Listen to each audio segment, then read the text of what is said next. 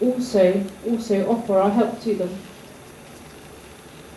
So this is one area that we've actually found that would be possibly ideal for this project. This is just one, and we're looking at more.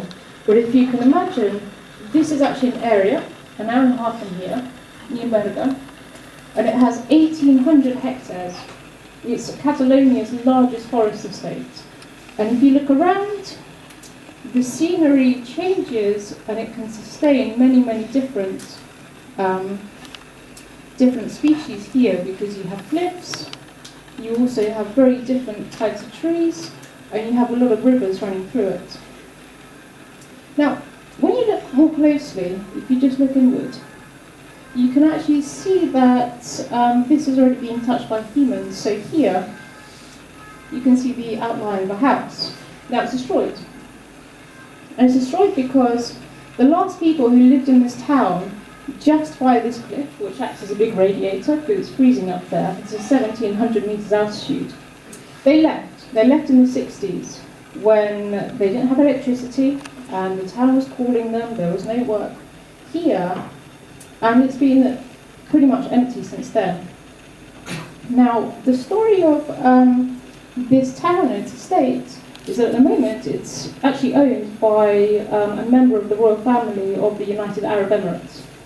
They bought it a few years ago, I believe it was 2002, and their idea was to pretty much, as I understand it, bulldoze a lot of this and turn it into a 5-star hotel with a race course, with a helipad, and to bring some hawks over and some falcons and hunt the local wildlife.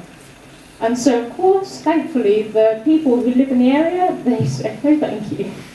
And so this land is actually available. And lots of people in Barcelona might know of it. It's called Figuera. We've met quite a few people from around Catalonia who do go there. And this is just people passing through, already taking a walk. It is public land. Anybody can go there. And the place is amazing. There are paragliders who take off from this mountain over here. There are many, many more of them the days that we've actually visited. And so the area is already enjoyed by humans who want to just be outside and be active. Now, the other thing that we have here are huge cliffs. So there are people who come and they climb to the top of this amazing, amazing cliff, walk down the back, and then they can cycle or walk back through all of this wilderness. And this is something that if we actually were able to preserve it and then let a few animals to breed and to actually establish a more natural habitat, then people can come here, enjoy it, and just watch things like just the sunset on these rocks at night. And so that's really what we dream of. And this is a land that I think could be wonderful for things like small chalets, which are dotted, say, 500 meters in a small area across.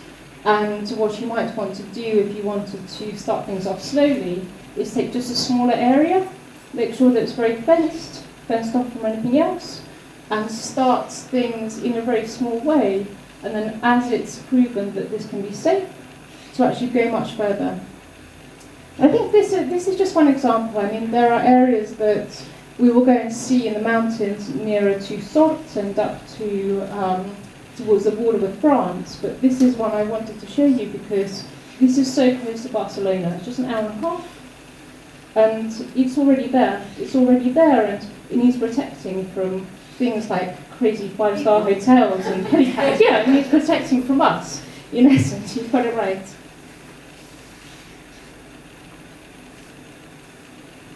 So where are we now? Well, we feel like we've done a lot, but we feel like there's a whole mountain to climb ahead of us. So we're now just finalising our association here. We've got an entity in the UK already, but to be honest, we want to keep things very, very local here. We're starting our donor relationships.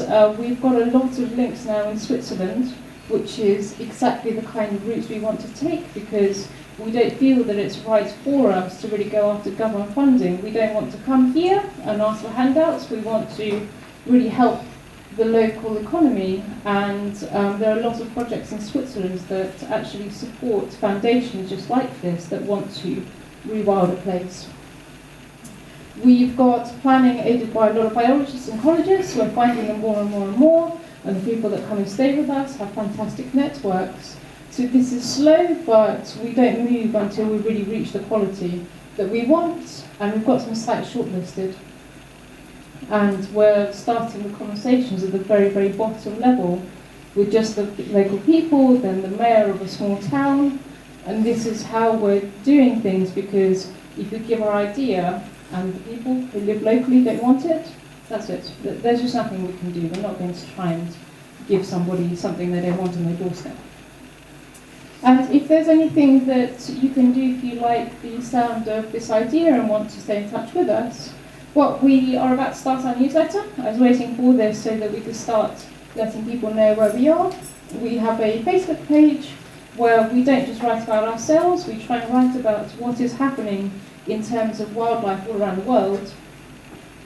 And if you have any interest in asking us a little bit more or getting involved anymore, then possibly speak with us, or I don't know entirely how this will collaborate with this group, but I'm sure we'll stay in touch a lot.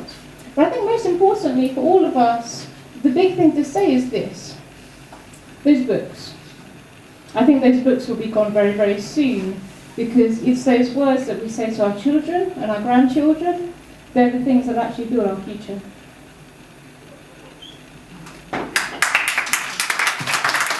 Thank you very much.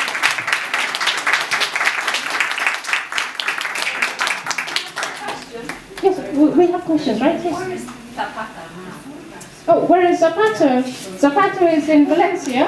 I'm sure he'd love a visit. But yes, I mean, Zapata is...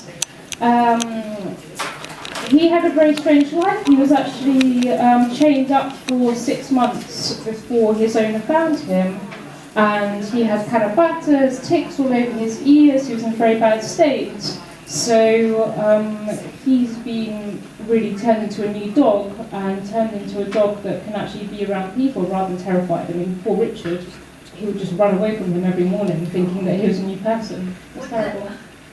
How do you get a hybrid wolf and dog? I mean, someone breeds them like that. Okay, so the question is, how do you get a hybrid wolf or dog? So there's a lot of speculation about how closely related are wolves and dogs, and the idea is that they split a very, very long time ago, and we keep finding that it's possible that that split was much, much further back. But still, a dog can breed with a wolf, unlike, you know, a cat can't breed with a dog. And what happened with the Czech wolf breed, which Zapata is, I can't remember, I think it was in the 50s, in the Czech Republic, they had this experiment, and they thought, the German Shepherd is not strong enough. We're going to breed it with a wolf. And what they got was a dog that was completely terrified of people, totally suspicious, and obviously it was a failed experiment, but the breed is kept alive by people who think that it's just quite cool. Yeah, because wolves don't want to be near people, really. No, wolves, from my experience, really don't want to be near people at all. So would you think they would start migrating to France if you were near the border? Would that be would the wolves start migrating to France? Or would you have a fence around the outer edges of the... So at the moment, so this land that I showed you, we know that there is permission to build a 25 hectares enclosure, whereas usually in Catalonia the law is you must allow small animals to run under fences. So I think our first idea would be to always keep an enclosure like this, because this will actually help us to show people that it is not that dangerous to have these animals, but you know, if something goes wrong, it's our project, it's our vision, it's probably our livelihoods on the line. So I think we would always want to put them in enclosure first, for sure. The one in St. Louis is huge, and the animals run free, but the people are... you can watch these animals interactively, but you're behind the fence. So I don't really want people to come into actual contact. Yeah, everything in life, I mean, look, running a cybersecurity company, so you can draw a parallel. So a hacker can get into your PC, you just have to make it very, very expensive, but you'll never ever make it foolproof. There's always a chance that somebody might go into the enclosure, someone forgets to shut a door. So this is a real reason why we want to have a massive push on technology, because the bigger vision for this is if we test this technology in this part of the world, it can get adopted somewhere else. And if it's proven that this technology keeps people safe in one region, then it can be used to keep people safe in another region and help the coexistence between animals. So to be honest, what proportions we take, I don't know the exact right answer now, but it has to be the one that's completely foolproof, it has to be small first, and then it can be made bigger later, but I don't know 100% exactly what this looks like yet. Yeah, it's getting very interesting. Is your idea to bring rules from other countries? Is our idea to bring wolves from other countries? Ideally not. Now, so the Iberian wolf, it's gone through a real period of recovery. I think there were 200 of them left at one point, and our view was always that we wanted to help the Iberian wolf. Now, there's 2,000 of them now, and just last year in September, the hunting of the Iberian wolf was allowed again. It came off the endangered species list, even though there's only 2,000. And I think that species needs a lot of help. So that's primarily the species that we want to help bring back to a sustainable life in Catalonia. But the funny thing is, there are already wolves of Italian origin in Catalonia, just near the border. So I would not want to actually have them. Yes, there are some. Have a passport and Yeah, exactly. the European.